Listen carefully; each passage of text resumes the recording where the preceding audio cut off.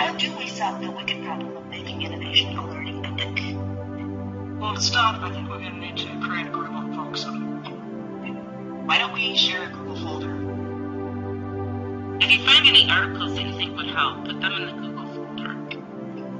I've been thinking, do you think that an innovation ethic would change the testing culture? What are we going to do about professional development? How are we going to retrain students and teachers? I think we need to write these down. Let's create a brainstorming document.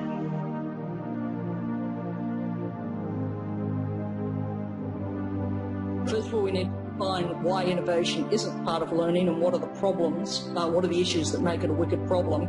And frankly, this document that you started this morning goes a very long way to doing that for us. Okay. Okay. So our first line of bubbles outside the central question. What are the problems?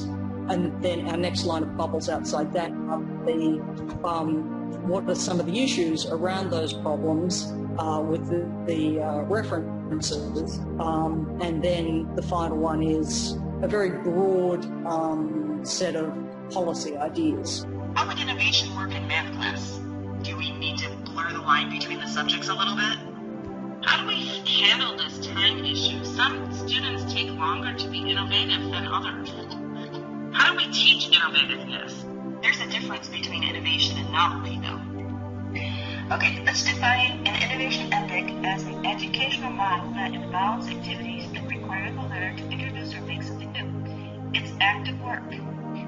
I think the classroom looks completely different. The teacher's role changes, the student's role changes. It's going to require a deeper level of understanding using Bloom's taxonomy. Moves away from memory and standardized facts, and it changes the definition of knowledge. Do we assume that everybody has to learn the same thing? Remember that example that we had about the group of people who went to see a play, but they all walk away with a different experience?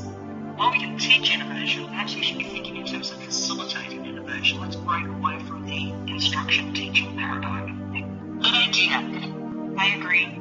One important solution is to move from projects to project-based learning. This has to be a policy issue because right now teachers are highly qualified to teach in one or two subjects. How do they use this project-based learning, which may involve many different subjects?